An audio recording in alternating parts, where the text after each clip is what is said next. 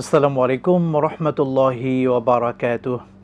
আল্লাহ সুবহানাহু ওয়া তাআলার দরবারে শুকরিয়া আদায় করে শুরু করছি প্রিয় দর্শক মণ্ডলী, আপনাদের প্রিয় অনুষ্ঠান এটিএন বাংলার পর্দায় আপনাদের সকলের প্রিয় আয়োজন আরএফএল অডিটর প্রেজেন্স ইসলামী সওয়াল ও জবাব, powered by Islami bank Bangladesh PLC.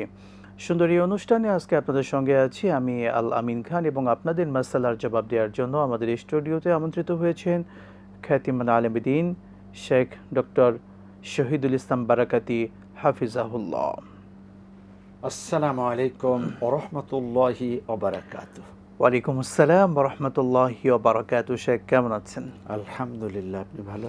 আলহামদুলিল্লাহ, আপনাকে আন্তরিক অভিনন্দন জানাচ্ছি আজকের আয়োজনে। হাইয়াকুমুল্লাহ। আমিন। দর্শক শ্রোতা, আপনিও প্রশ্ন করতে পারেন এবং আপনার জীবনের অজানা বিষয়ের ইসলামের সঠিক সমাধান জানতে স্ক্রিনে দেখানো নাম্বারে ফোন করুন। আমাদের সম্মানিত শেখ আপনাদের মাসালার জবাব দেবেন ইনশাআল্লাহ তাআলা। দর্শক মণ্ডলী, আমরা এই এপিসোড থেকে প্রতিনিয়ত আমাদের জীবনের বিভিন্ন বিষয় নিয়ে কথা বলি।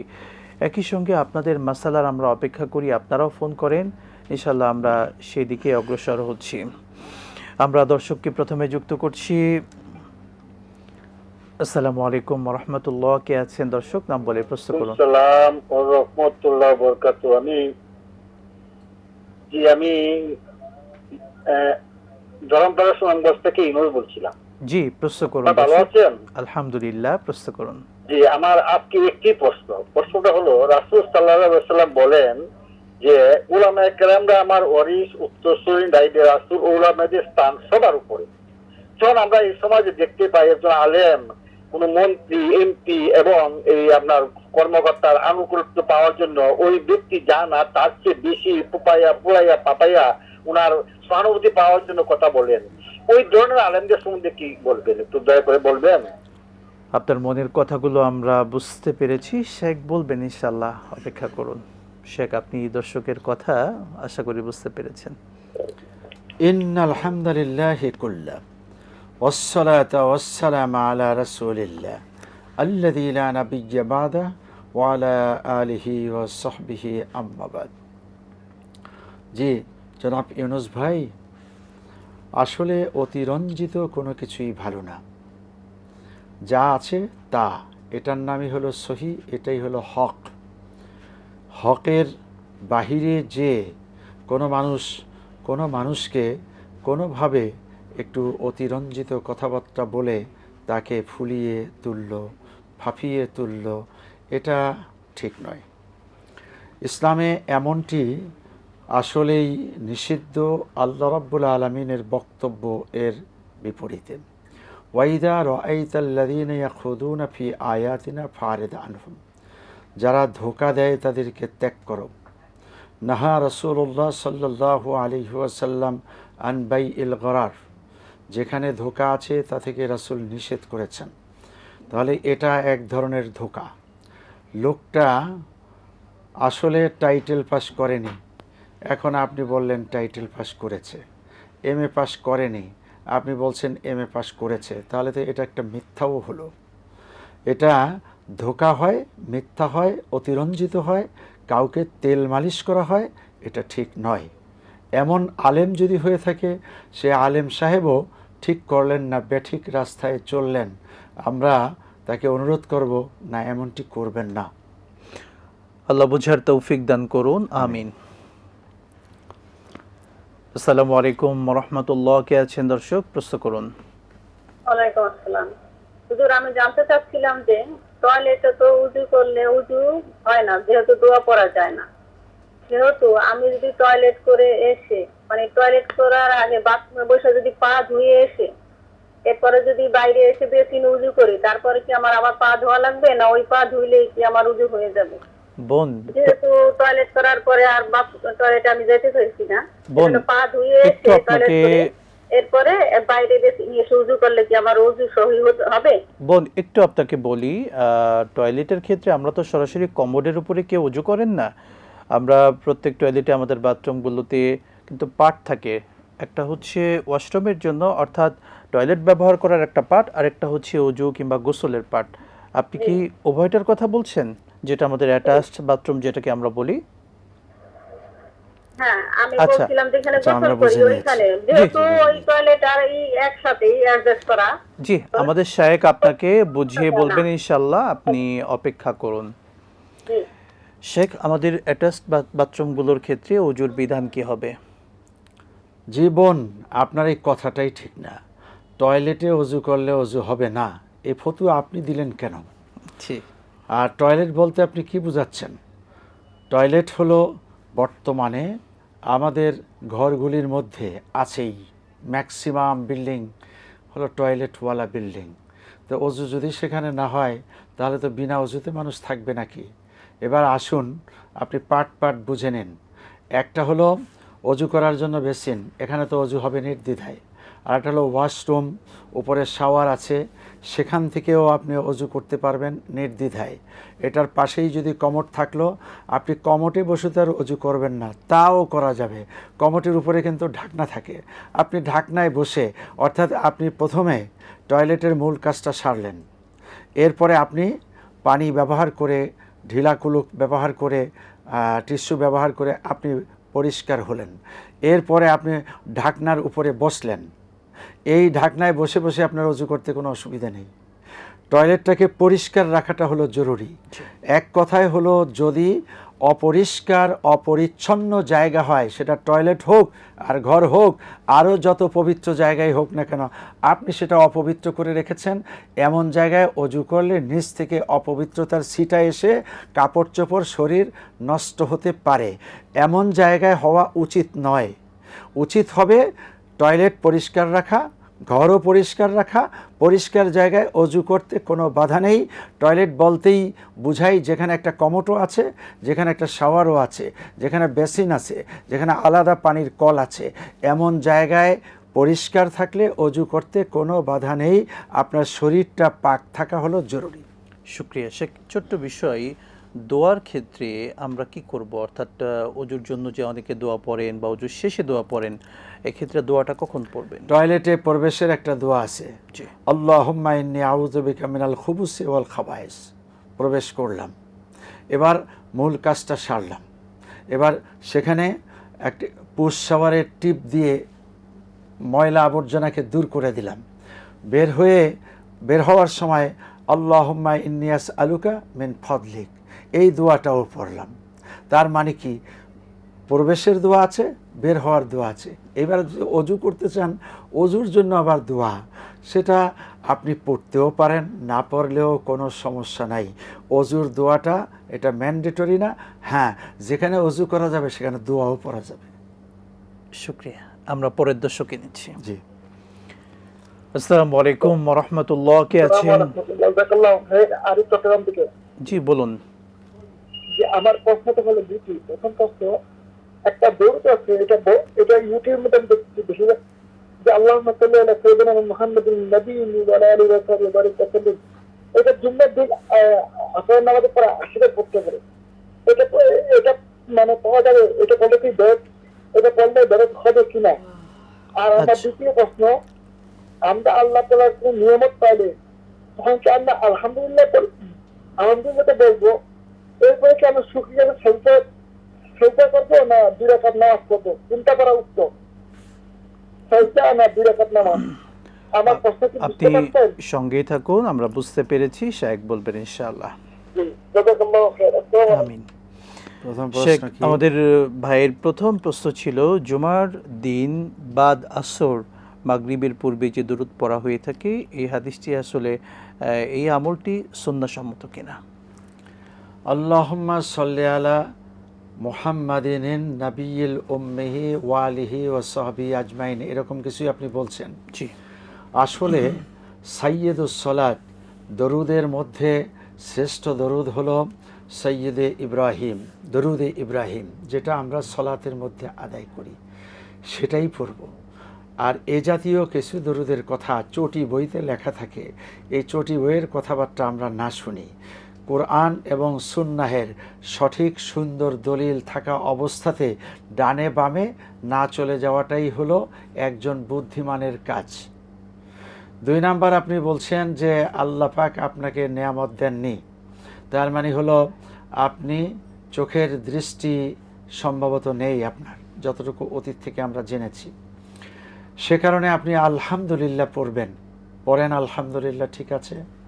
এরপরে হলো যে কোনো শুকরিয়ার জন্য 2টি সেজদা, হ্যাঁ তাও ঠিক আছে।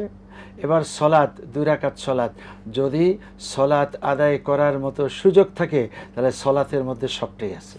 তার মানে সলাৎ আদায় করলে আলহামদুলিল্লাহও আছে, আবার সেজদাও আছে। যদি এটার সুযোগ থাকে, সময় থাকে, তাহলে সলাৎ আদায় করলে সবচেয়ে ভালো। ওয়াস্তাঈনু বিস-সাবরি ওয়াস-সালাহ, ধৈর্য এবং সলাতের মাধ্যমে আল্লাহর সাহায্য কামনা করো। অতএব সেটাই আপনি করবেন ইনশাআল্লাহ। ইনশাআল্লাহ। আসসালামু আলাইকুম ওয়া রাহমাতুল্লাহ। কে আছেন? নাম বলে প্রশ্ন করুন। জি হুজুর, আসসালামু আলাইকুম হুজুর। ওয়ালাইকুম আসসালাম ওয়া রাহমাতুল্লাহ, বলুন। মাসুম কুমিল্লা ধর্মপুর থেকে 2টি প্রশ্ন। প্রথম প্রশ্নটি হলো যে কবিরা গুনাহ এবং কবিরা গুনার মধ্যে পার্থক্য কি? কবিরা গুনাহ কিভাবে মাপ পেতে পারি আমরা? আর দ্বিতীয় প্রশ্নটি পবিত্র কোরআন থেকে সূরা মাইদা আয়াত 110, অধ্যায় 5, সূরা মাইদা আয়াত 110, ঈসা নবী মৃতকে জীবিত করতেন। আমার প্রশ্ন, কিভাবে? এই আয়াতটিতে কোরআন কি বলতেছে? কোরআন সূরা মাইদা আয়াত 110। আসসালামু আলাইকুম। জি, আমাদের মাসুম ভাই, আপনার প্রশ্ন দুটি বুঝতে পেরেছি। আপনি পবিত্র কোরআন মাজিদে যে আয়াতগুলোর অর্থ জানার চেষ্টা করেন, আমাদেরকে ফোন দেন, আপনাকে ধন্যবাদ। তবে আপনি তাফসির পড়লেই, অনেক প্রসিদ্ধ তাফসিরগুলো রয়েছে, সেখানে পড়লেই কিন্তু আরও বিস্তারিতভাবে সেটা পেয়ে যাবেন। শুকরিয়া শেখ। আমরা আমাদের ভাইয়ের প্রশ্নে নিচ্ছি। প্রথম যে প্রশ্নটি ছিল, কবিরা গুনাহ এবং সগীরা গুনাহ, এই দুটির ভেতরে পার্থক্য কি? মাসুম ভাই, আপনি ভালো ভালো প্রশ্ন করেন, কোরআন থেকে এবং হাদিস থেকে এক একটা কোটেশন এনে হাজির করেন। আপনার আসসালামু আলাইকুম কথাটা তো ঠিক হলো না। আপনি এত বেশি তাফসির বুঝতে চেষ্টা করেন, কিন্তু সালামটাকে আগে ঠিক করুন। আসসালামু আলাইকুম ওয়া রাহমাতুল্লাহ, আসসালামু আলাইকুম, এটা ঠিক নয়, অশুদ্ধ। এটাকে শুদ্ধ করব আগে। এবার আসুন, সগীরা কবিরা কথার মধ্যেই তো একটা পার্থক্য আছে। সগীরা মানে হলো ছোট, আর কাবীরা মানে হলো বড়। যেগুলো বড় বড় গুনাহ, যেমন শিরক, আল্লাহর সাথে অন্য কোনো বস্তুকে শিরক করা, এটা কবিরা। মা বাবার সাথে বেয়াদবি করা বা তাদেরকে কষ্ট দেওয়া, এটাও কবিরা। অন্যের বিরুদ্ধে কোনো তোহমাত, অপবাদ দেওয়া, এটাও কবিরা। এই জাতীয় বড় বড় গুনাহ, সেগুলো হলো কবিরা। আর সগীরা হলো ছোট ছোট গুনাহ। ছোট ছোট গুনাহ হলো, আপনি হেঁটে যাচ্ছেন, এই সময় এক ভাইয়ের গায়ের সাথে আপনার গাটা একটু লেগে গেল। আপনি যদি একটু সতর্ক থাকতেন তাহলে লাগতো না, অসতর্কতার কারণে লেগেছে। আবার আপনি একটু সেই লোকটাকে সরিও বললেন না, আফু নিয়ে শেখ কিছুই বললেন না, অনুতপ্ত হলেন না। এখানে আপনি একটা সগীরা গুনাহ করেছেন। খামোখা একটা মানুষকে কিছু একটা ছিটাই দিলেন, এই লোকটা একটু কষ্ট পেল, এটা একটা সগীরা গুনাহ হয়েছে। আপনি আরেকজনের গামছা দিয়ে শরীরটা মুছলেন, এটা একটা সগীরা গুনাহ হয়ে গেছে। এইভাবে করে হঠাৎ করেই আরেকজনের একটা বস্তুকে আপনি ব্যবহার করলেন, এই লোকটার কাছে কোনো জিজ্ঞাসাবাদ কিছুই করলেন না। এই যে সগীরা আর কবিরা আছে, কিছু পার্থক্য আমি বললাম। এরপরে সগীরা কবিরা এ নিয়ে একটা বই আছে, গুনাহ কবিরা একটি বই আছে। এই কিতাবটা আপনি সংগ্রহ করুন, পড়ুন, তাহলে অনেক কবিরা গুনাহ পেয়ে যাবেন। কবিরা গুনাহ থেকে মুক্তির জন্য অবশ্যই তওবা পড়তে হবে, খালেস তওবা। আর সগীরা, সেটা বারবার করলে সগীরাও কিন্তু কবিরা হয়ে যায়। একটা মানুষকে আঙ্গুল দিয়ে চিমটি কেটেছেন, এরপরে আবার খোঁচা মেরেছেন, এ লোকটার ঘুমে ডিস্টার্ব করেছেন, এ লোকটাকে খামাখাই ধাক্কা দিচ্ছেন, শুধুই কষ্ট দিচ্ছেন। এটা বারবার করার কারণে লোকটা চরমে পৌঁছে আপনাকে একটা জোরে থাপ্পড় মারলো। এইবার আপনি আরও 3-4টা মারলেন, শেষে দুইজনে মারামারি করে একজন আরেকজনকে মেরেই ফেললেন। কবিরা, কেমন ভয়ানক কতল হয়ে গেল, হত্যা করে ফেলেছেন। এই জন্য সগীরা কবিরা সবটাই খারাপ। সাপ ছোট হলেও সাপ, বড় হলেও সাপ। মদ একটু হলেও মদ, বেশি হলেও মদ। বিষ একটু খেলেও মরে, বেশি খেলেও মরে। গুলি ভিতরে ঢুকলে এই মানুষটার জন্য বিপদ। এ কারণে এর ধারে কাছে যাওয়া উচিত না। জাযাকাল্লাহু খায়রান। আমরা দর্শককে নিচ্ছি। আসসালামু আলাইকুম ওয়া রাহমাতুল্লাহ। কে আছেন? প্রশ্ন করুন দর্শক। আমি বাজার থেকে মাহফুজা বেগম বলছি। জি বলুন। নিম্ন মধ্যবিত্ত লোক, ভদ্রলোক, কোন রকমের সংসার চলে, সম্মান বাঁচাতে কোরবানি করে। কোরবানির গরু কোরবানির কয়েক মাস আগে 30-32 হাজার টাকা দিয়ে কিনে তা দিয়ে কোরবানি করে। ওই লোককে কি যাকাত দেওয়া যাবে? আচ্ছা, বুঝতে পেরেছি আপনার কথা। আমাদের শায়েখ বলবেন, কিন্তু বিরতির পরে ইনশাআল্লাহ। আচ্ছা, দর্শক আসসালামু মণ্ডলী, আলাইকুম ওয়া রাহমাতুল্লাহ। এটিএন বাংলার পর্দায় আপনারা দেখছিলেন আপনাদের প্রিয় অনুষ্ঠান আরএফএল উডিডোর প্রেজেন্স ইসলামী সওয়াল ও জবাব, powered by Islami bank Bangladesh PLC. সময় হলো একটি ছোট্ট বিরতি, সঙ্গেই থাকুন, ফিরছি ইনশাআল্লাহ।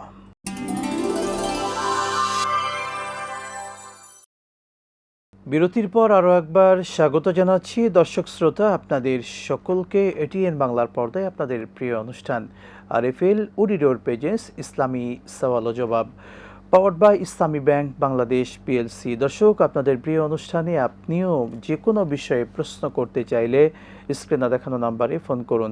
আজকে আপনাদের মাসালার জবাব দিচ্ছেন শেখ ডক্টর শহীদুল ইসলাম বারাকাতি হাফিজাহুল্লাহ। শেখ, আমরা একজন দর্শককে নিয়ে এরপরে ইনশাআল্লাহ অ্যান্সারে চলে যাব। আসসালামু আলাইকুম ওয়া রাহমাতুল্লাহ, কে আছেন নাম বলে প্রশ্ন করুন। ওয়ালাইকুম আসসালাম ওয়া রাহমাতুল্লাহ ওয়া বারাকাতুহু। ধন্যবাদ আলামিন খান এবং ধন্যবাদ স্যার অতিথি ডক্টর শহীদ ইসলাম খান, আমার প্রিয় ব্যক্তি। আমার দুটি প্রশ্ন আছে, দয়া করে নেবেন। প্রথম প্রশ্ন হচ্ছে, আমি আব্দুল জব্বার বলছি পাবনা থেকে। জি বলুন। প্রশ্ন হচ্ছে, আমি হলো তাকবীরে তাহরিম এবং তাকবীরে উলা, তাকবীরে তাহরিম তাকবীরে উলা, এই দুইটার ভিতর মৌলিক পার্থক্য কি স্যার জানাবেন, এবং এর বাধাগ্রস্ত হলে পরে নামাজ ছুটে যাবে কিনা। আর 2 নম্বর প্রশ্ন হচ্ছে, আমরা তো কুল্লু নাফসিন যায়িকাতুল মউত, আল্লাহ তার দিন দুনিয়া থেকে আমাদের যেতেই হবে। তো যাওয়ার পরে তো প্রশ্নের সম্মুখীন, 3টি প্রশ্ন ফেরেশতা নেবে, আখিরাতে বিচার হবে, তারাও ফেরেশতাদের স্যার আমাদেরকে বিচার করবে। জান্নাতে গেলেও ফেরেশতার সম্মুখীন। তো প্রশ্ন হচ্ছে স্যারের কাছে যে ফেরেশতাদের অবয়ব চেহারা কি কোরআন হাদিসে দেখা গেছে যে কিরকম তাদের চেহারা হবে বা অবয়ব হবে, এই বিষয়টা একটু জানবেন। যদিও আমার ভুল হয় মাফ করবেন। আসসালামু আলাইকুম। ওয়ালাইকুম আসসালাম ওয়া রাহমাতুল্লাহ। শেখ, অনেকগুলো প্রশ্ন ছিল। আমাদের মাসুম ভাইয়ের প্রশ্ন ছিল সূরাতুল মায়েদার 110 নম্বর আয়াতে কারিমার মূল কথাগুলো একটু বুঝিয়ে বলতেন। জি, মাসুম ভাই, কোরআনের তাফসির করার সময় নাই। এই জায়গাটা হলো আসলে কাটা কাটা প্রশ্নের জবাব দিতে হয়। আপনি জানতে চাবেন এটা ফরজ বা অথবা ওয়াজিব, এটা হালাল, এটা হারাম, এটা সুন্নাহ, এটা মুস্তাহাব, এই জাতীয় জিনিস আমরা বলে দেব, হ্যাঁ এটা ঠিক আছে, এটা ঠিক নেই। তবুও আপনি যেহেতু প্রশ্ন করেছেন, এতটুকুন যে আসলে ঈসা আলাইহিস সালামকে আল্লাহ পাক শক্তি দিয়েছেন। এক এক নবীকে এক একভাবে আল্লাহ সুবহানাহু ওয়া তাআলা সম্মানিত করেছেন। এখানে হলো আল্লাহ পাক বলেছেন যে ওয়া আইয়াতুকা বিরূহিল কুদুস, আমি তোমাকে রুহুল কুদুস দিয়ে, অর্থাৎ রূহ ফুৎকার দেওয়ার মতো একটি শক্তি আল্লাহ পাক দিয়ে তাকে সাহায্য করেছেন, সমৃদ্ধ করেছেন। এটা ঈসা আলাইহিস সালামকে আল্লাহ পাক একটি পাওয়ার দিয়েছেন। অন্যান্য নবীদের এক একজনকে এক একটা মুজিজা যেমন দিয়েছেন, রাসূল করিম সাল্লাল্লাহু আলাইহি ওয়াসাল্লাম সর্বকালের শ্রেষ্ঠ নবী। তিনি এই ধরার ধুলি থেকে 60টি আকাশ ভেদ করে বাইতুল মামুর, সিদরাতুল মুনতাহা, 70,000 নূরের পর্দা ভেদ করে আল্লাহর সাথে সাক্ষাৎ করে বেহেশত দেখে দোজখ দেখে একই রাত্রিতে আবার সশরীরে জমিনে এসছেন। এটা আসলে কারো পক্ষে সম্ভব হয়নি। রাসূল করিম সাল্লাল্লাহু আলাইহি ওয়াসাল্লামকে এমনটি দিয়ে তাকে সমৃদ্ধ করেছেন। ঠিক তিলকা রুসুল ফাদ্দালনা বা'দাহুম আলা বা'দ, এক এক নবীকে এক একভাবে সম্মানিত করেছেন। হযরতে ঈসা আলাইহিস সালামকে আল্লাহ পাক দিয়েছিলেন এই ক্ষমতা যে সে মৃতকে বললেই জীবিত হয়ে যেত, যে ওয়াইজে তুখরিজুল মাউতা বিইজনি, আল্লাহ সুবহানাহু ওয়া তাআলার হুকুমে তুমি মৃত জীবিত হও, হয়ে যেত। ইজা আরাদা শাইয়ান ইয়াকুলা লাহু কুন ফায়াকুন, আল্লাহ যেমন বলেন ঠিক ঈসা আলাইহিস সালামকে এরকম একটুখানি পাওয়ার দেওয়া হয়েছিল। আর বিস্তারিত তাফসীর এখানে সম্ভব না। জাযাকাল্লাহু খায়রান। পরের প্রশ্ন ছিল মগবাজার থেকে আমাদের একজন দর্শক প্রশ্ন রাখলেন, আমাদের প্রতিবেশী বা আশেপাশের অনেক নিম্নবিত্ত পরিবারের মানুষ আছেন যারা খুব কষ্ট করে চলেন, কিন্তু কারো কাছে কখনো সাহায্য চান না বা হাত পাতেন না, বলেন না নিজের কষ্টের কথা। তিনি যেমন বিশ্লেষণ দিলেন, আসলে আমাদের এমন নিম্নবিত্ত বা এমন মানুষদেরকে জাকাতের টাকা দেওয়া যাবে কিনা? নিসাব পরিমাণ সম্পদ যার নেই, জি যিনি জাকাত দিবেন না তিনি জাকাত নেবেন। থিওরিটা সহজ।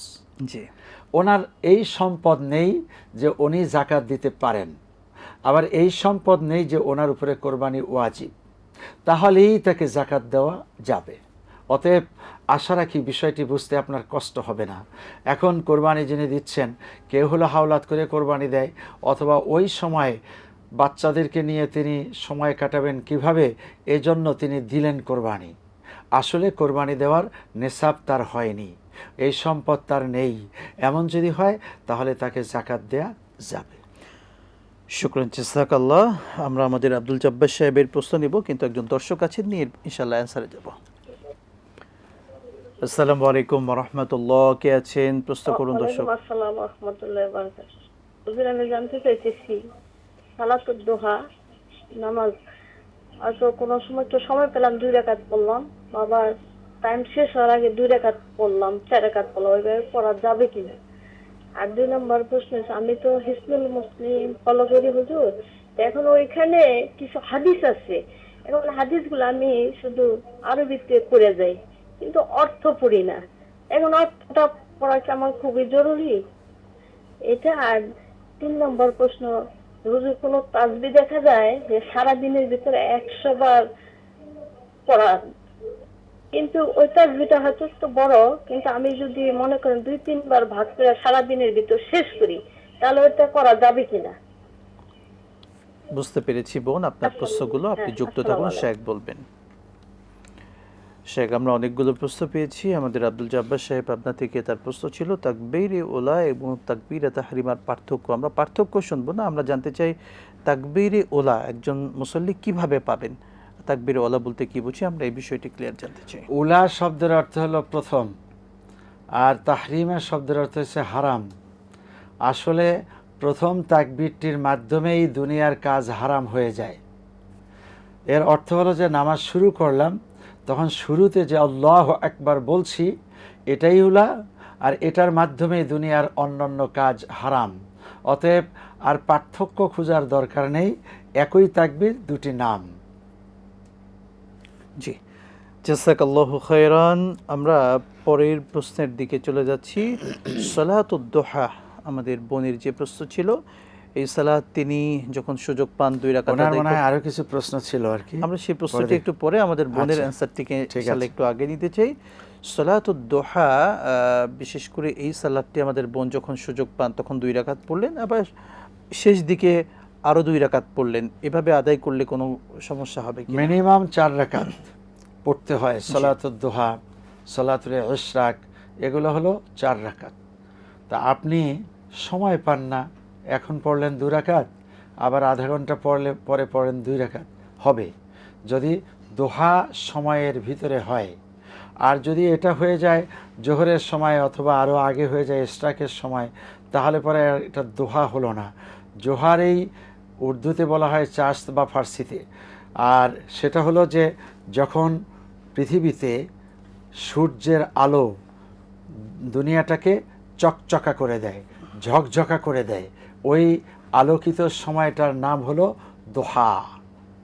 অতএব সেই সময় একসাথে 4 রাকাত পড়তে পারলে ভালো, যদি না পারেন তাহলে আপনি পড়তে চাচ্ছেন এখন 2 রাকাত, আবার 10 মিনিট আধা ঘন্টা পরে 2 রাকাত হবে।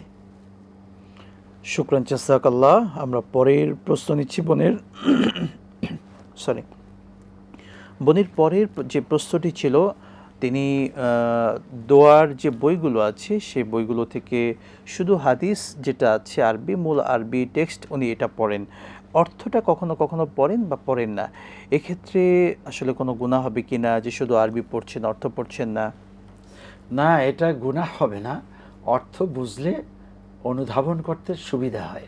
যেমন আমরা বলছি বিসমিল্লাহির রহমানির রহিম, পরম করুণাময় অসীম দয়ালু আল্লাহর নামে শুরু করছি। এই যে কথাটা যারা বুঝে না তারা তো আসলে বিসমিল্লাহির রহমানির রহিম পড়ে যাচ্ছে মন্ত্রের মতো। বুঝলে ভালো হয়, আর না বুঝার কারণে গুনাহ হবে না এমনটি না। কোরআনের ক্ষেত্রে এসছে ইন্না আনজালনাহু কুরআনান আরাবিয়্যাল লাআল্লাকুম তাকিলুন, নিঃসন্দেহে আমি কোরআনকে নাজিল করেছি যাতে তোমরা অনুধাবন করতে পারো, উপলব্ধি করতে পারো, বুঝতে পারো। বুঝার জন্য কোরআন এসছে, শুধু কেবল না বুঝে পড়াটা, এটা পড়া হবে, তেলাওয়াত হবে, সওয়াব হবে, কিন্তু আল্লাহকে পাওয়া একটু কঠিন হবে। শুকরান, জাযাকাল্লাহ। আমরা দর্শককে নিচ্ছি। আসসালামু আলাইকুম ওয়া রাহমাতুল্লাহ। কে আছেন? প্রশ্ন করুন। হ্যাঁ, আমি একটা প্রশ্ন করতে চাচ্ছিলাম। বলুন। চেষ্টা করার পরে আজকে লাইনটা পেলাম। আমার প্রশ্নটা হলো, কেউ যদি ভুলে 2 বার রুকু দিয়ে দেয় তাহলে তাকে কি করতে হবে? জি, আবার বলবেন। ভুলে কেউ যদি ভুলে 2 বার রুকু দিয়ে দেয়, আচ্ছা, রুকুতে দিয়ে দেয়, বুঝতে পেরেছি। তাহলে কি করতে হবে? আমাদের দিতে হবে নাকি নামাজ দোয়া করতে হবে? আমাদের শায়েখ বলবেন ইনশাআল্লাহ তাআলা। আপনি যুক্ত থাকুন কিন্তু বিরতির পরে। দর্শক শ্রোতা, এটিএন বাংলার পর্দায় আপনারা দেখছিলেন আপনাদের প্রিয় অনুষ্ঠান আরএফএল অডিটর প্রেজেন্স ইসলামী সওয়াল ও জবাব, powered by Islami bank Bangladesh PLC. সময় হলো আরও একটি ছোট্ট বিরতির। সঙ্গেই থাকুন, আবারও ফিরছি ইনশাআল্লাহ।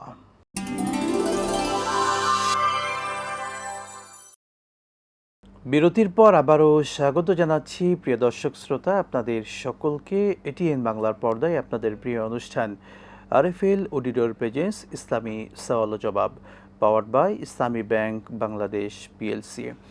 দর্শক মণ্ডলী, আপনিও যে কোনো প্রশ্ন করতে চাইলে স্ক্রিনে দেখানো নাম্বারে ফোন করুন। আজকে আপনাদের মাসালার জবাব দিচ্ছেন শেখ ডক্টর শহীদুল ইসলাম বারাকাতি হাফিজাহুল্লাহ। শেখ, আপনাকে আবারও অভিনন্দন জানাচ্ছি। আমরা দর্শকদের কিছু প্রশ্নে চলে যাচ্ছি। আমাদের বোন আরেকটি প্রশ্ন রেখেছিলেন, বড় যে তাসবিহগুলো আছে এই তাসবিহগুলো দেখা যাচ্ছে একবারে পড়তে সময় লাগে। তিনি কিছুটা প্রথমে পড়লেন, আবার একটু পরে এসে যদি তিনি বাকিটা পড়তে চান, এক্ষেত্রে কোনো সমস্যা হবে কিনা? সেটা কেমন? জি, যেমন 33 বার সুবহানাল্লাহ, 33 বার আলহামদুলিল্লাহ, 33 বার আল্লাহু আকবার, এটাকে আর ভাঙবেন কি? এটা যদি বসে পড়তে আপনার সময় কুলায় না, হাঁটেন আর পড়েন। জি, আপনি রান্নাঘরে চলে যাবেন, আপনি সালাম ফিরিয়ে রান্নাঘরে যান আর মুখের মধ্যে এই তাসবিহ পাঠ করতে থাকুন, সুবহানাল্লাহ সুবহানাল্লাহ। কিছু আছে দরুদ শরীফ 100 বার পড়তে হয়, সেরকম যদি হয় তাহলে আপনি 50 বার পড়লেন, এরপরে উঠলেন, চললেন, কিছু কাজ করলেন, আবার বসে 50 বার পড়বেন। আর এরপরে আপনারা যে 1 লক্ষ বার, 1.25 লক্ষ বার কিছু জিনিস বানায় নিচ্ছেন, সেগুলো আসলে অথেন্টিক দলিল ভিত্তিক পাওয়াই যায় না। সেটাকে ভেঙ্গে পড়া আর আস্থা পড়ার ভিতরে কিছুই নেই। পড়লেই হলো, যত পারা যায় তত বেশি বেশি পড়া বেশির পক্ষে আছে, ওরকম 1.25 লক্ষ এমনটি হাদিস দ্বারা স্বীকৃত না। জাযাকাল্লাহু খাইরান। আমাদের পূর্বের দর্শক যিনি বিরতির পূর্বে জানতে চেয়েছিলেন, সালাতে ভুলবশত রুকু যদি 2 বার দিয়ে ফেলেন, এক্ষেত্রে সালাতের কি হবে বা করণীয় কি? রুকু হলো ফরজ, দিতে হবে 1 বার, দিয়েছেন 2 বার, এখানে আসলে শুধরানোর কোনো রাস্তা নেই। যদি ওয়াজিব হয় সেজদা সাহু, এটা যেহেতু ফরজ তরক করেছেন, এই জন্য নামাজটা বাদ দিয়ে নতুন করে নামাজ পড়বেন। শেখ, সালাতের ক্ষেত্রে যদি ব্যাপারটা এমন হয়, আজকে যেমন তিনি ফোন দিয়েছেন, ব্যাপারটা যদি গতকালকের হয়, এক্ষেত্রে ওই সালাতটা একা একা নামাজ পড়লে আপনি নামাজটা নতুন করে পড়বেন। আর যদি এটা জামাতের সাথে হয়ে থাকে আর ইমাম সাহেব এমন কাজ করে থাকেন, তাহলে ওই সময় লোকমা দেওয়া উচিত ছিল। যেহেতু লোকমা দেয়নি, ইমাম সাহেবেরও খবর নেই, তাহলে এটা ইমাম সাহেব একটা এলান দিয়ে দিবে অন্য নামাজে। জোহরে ভুল হয়েছে, আসরে এলান দিবে, অথবা পরের দিন মনে পড়েছে, পরের দিন 1-2 নামাজের ভিতরে এলান দিয়ে দিবে, মাইকেও বলে দিতে পারে। মোট কথা হলো, ওনার দায়িত্ব হলো সকলকে জানিয়ে দেওয়া, অমুক নামাজে আমি ভুল করেছি, আপনারা ঠিক করে নিন। ফেরেশতার অবয়বের ব্যাপারে এক শব্দে বলে দেই, রাসূল কারীম সাল্লাল্লাহু আলাইহি ওয়াসাল্লাম জিবরিল আমিনকে দেখেছেন 2 বার সরাসরি তার আকৃতিতে। তাতে তিনি দেখেছেন যে পা হলো জমিনে আর মাথা হলো আকাশে, আর শরীরের একটা অংশ মাশরিকে আর একটা অংশ মাগরিবে, এইভাবে বিশ্বলোক জুড়ে আছে একজন ফেরেশতার দেহ। এইভাবে তিনি 2 বার জিবরিল আমিনকে দেখেছেন। তার মানে এক ফেরেশতা যেরকম বড়, এরকমই সবাই বড়। এরা সারিবদ্ধভাবে অনেক সময় দাঁড়িয়ে দাঁড়িয়ে আল্লাহর তাসবিহ পাঠ করেন, আবার সলাতও আদায় করেন। বাইতুল মামুরে রাসূল করিম সাল্লাল্লাহু আলাইহি ওয়াসাল্লামের পিছনে 70,000 ফেরেশতা মুক্তাদি হয়ে সলাত আদায় করেছিলেন, এবং লক্ষ লক্ষ ফেরেশতা আল্লাহ পাকের আরশে আজিমকে ধরে রেখেছেন। আবার এই ফেরেশতাদের আগমন প্রত্যাগমন, এটার মধ্যে রাসূলের কাছে একজন সাহাবীর আকৃতি ধরে আসতেন। দাহিয়া কালবি রাদিয়াল্লাহু তাআলা আনহুর আকৃতিতে রাসূলের সামনে অনেকবার জিবরিল আমিন এসেছেন। অতএব ফেরেশতাদের আকৃতি আছে, কিন্তু তারা প্রকৃতি যখন তখন চেঞ্জ করতে পারেন, এই ক্ষমতা আল্লাহ তাদেরকে দিয়েছেন। শুকরান, জাযাকাল্লাহ। শেখ, আমরা সালাতের একটি গুরুত্বপূর্ণ মাসালা আপনার থেকে জানতে চাই। আমরা সাহু সিজদা দিয়ে থাকি, সাহু সিজদা দেওয়ার সঠিক পদ্ধতি কি? সাহউন মানে হলো ভুল, সেজদা মানে তোর সেজদা, ভুলের সেজদা। তার মানে সলাতের মধ্যে ওয়াজিব আছে 14টি। এই 14টির কোনো একটি অথবা একাধিক অথবা 5টাও যদি ভুল হয়, তাহলে পরে এই লোক একবারেই সেজদা সাহু দিবে। দাহু দেওয়ার পদ্ধতিটা হলো 2টি পদ্ধতি। একটা হলো তাশাহুদ শেষ করে আবদুহু ওয়া রাসূলু পর্যন্ত পড়ার পরে ডান দিকে সালাম ফিরিয়ে 2টি সেজদা দিয়ে আবার তাশাহুদ পড়বে, দরুদ পড়বে, মাসুরা পড়বে, ডানে বামে সালাম ফিরিয়ে বিদায় নেবে। আর আরেকটা হলো যে তিনি তাশাহুদ পড়বেন, দরুদ পড়বেন, মাসুরা পড়বেন, সালাম ফিরানোর আগে তিনি 2টি সেজদা দিবেন। সেজদা থেকে উঠে আর কিছু পড়বেন না, ডানে বামে সালাম ফিরিয়ে বিদায় নেবেন। শুকরান, জাযাকাল্লাহ। শেখ, আমরা আরেকটি মাসালা জানতে চাই, অজুর সুন্নাহ পদ্ধতি। কিভাবে অজু করলে প্রত্যেকটি সুন্নাহ আদায় হবে? অজুর সুন্নাহ পদ্ধতি হলো প্রথমত শরীরটাকে পরিচ্ছন্ন করে নেওয়া। তার মানে হলো একজন আল্লাহর বান্দার শরীরে কোনো জায়গায় নাপাক লেগে আছে, পায়ে হোক, হাতে হোক, অথবা নাপাকি স্থানে, সেই জায়গাটাকে আগে পরিষ্কার করে নিতে হবে, পরিষ্কার পরিচ্ছন্ন পানি দিয়ে। যদি দরকার হয় টিস্যু পেপার, বর্তমান আধুনিক প্রযুক্তিতে অনেক কিছুই সুব্যবস্থা আছে, করে নিল। 2 নাম্বার হলো যদি তার টয়লেটের প্রয়োজন হয়, অর্থাৎ পেশাব পায়খানা, এটাও সেরে নেবে। 3 নাম্বার হলো এখন সে প্রথমে হাত এই কবজি পর্যন্ত ভালো করে ধৌত করবে, এরপরে হলো কুলি করবে, নাকে পানি দিবে। এর অর্থ হলো প্রত্যেকটা অঙ্গকে পরিষ্কার করবে খুব সুন্দরভাবে। যেমন নাকে পানি দেওয়া, এটাকে বলা হয় এস্টেনসার। তার মানে হলো পানিটাকে উপরের দিকে টান দিয়ে যতটুকু নেওয়া যায় যাতে তার ব্রেইনের ক্ষতি না হয়। আবার হলো পরবর্তীতে এটাকে ঝেড়ে ফেলা। এই পদ্ধতি শেষ করে এরপরে পানি দিয়ে মুখমণ্ডল ধৌত করবে। এই যে চুলের গোড়া থেকে এই পর্যন্ত 2 কানের লতি মাঝখানে, 2 হাত কোনোর উপর পর্যন্ত ধৌত করবে ভালো করে ঘষে মেজে। এরপরে হলো পানি দিয়ে মাথা মাসিহ করবে, পা ধৌত করবে। এর মধ্যে যাতে কোনো জায়গায় পশম শুকনো না থাকে, এটাকে বলা হয় রগরানো, ভালো করে ঘষে মেজে ধুইতে হবে। এটাই তো আসলে পুরা পদ্ধতি। দেখানোর কি সময় আছে? জি, আমরা আপনার থেকে দেখতে পারি। আশা করি দর্শকরা উপকৃত হবেন যদি সুযোগ থাকে। প্রথম 2-3টা যেগুলো বললাম সেগুলো তো আর দেখানোর কিছু নাই, কিন্তু হাতের পানি দিয়ে, সেটা পবিত্র পানি দিয়ে হাতটাকে একটু ভালো করে ধৌত করা। এরপরে কুলি করতে যেয়ে মুখের মধ্যে পানি দিয়ে ভালো করে গড়গড়া করতে পারলে আরও ভালো।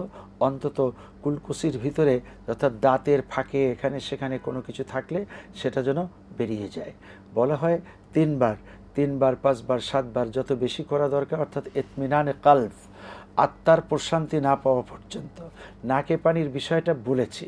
একইভাবে এবার হাতের পানি দিয়ে মুখমণ্ডল ধৌত করা। তার মানে এই চুলের গোড়া থেকে দাড়ির নিচ পর্যন্ত। যাদের দাড়ি ঘন আছে দাড়িটাকে খেলাল করতে হবে। তার মানে আঙ্গুলে পানি, এই পানি দিয়ে দাড়িকে ভালো করে খেলাল করা। যে এইভাবে এই মাঝখানে যতখানি জায়গা আছে এটা পুরা ভালো করে ঘষে মেজে ধুইতে হবে। এরপরে হলো হাতের কোণের উপর পর্যন্ত, আসলে কোণই পর্যন্ত হলো ধৌত করা ফরজ, কিন্তু এই ফরজ আদায় করতে গেলে আপনার কিছু বাকি থাকতে পারে। এ কারণে কোণের উপর পর্যন্ত যদি হয় তাহলে এখানে আর বাকি থাকার সুযোগ নেই, সন্দেহ এটাকে থাকবে ভালো না। করে এই জায়গাটার মধ্যে কিছু উঁচু নিচু পর্বত আছে, এই পর্বত শৃঙ্গের ফাঁকার মধ্যে যে আঙ্গুল দিয়ে এই জায়গাটা যাতে ভালো করে রগড়ানো হয়, ঘষা মাজা হয়, এইটা ব্যবস্থা করে তারপরে এখানে একটা উঁচু জায়গা আছে, এটারও উপর পর্যন্ত ধুতে হবে, করতে হবে।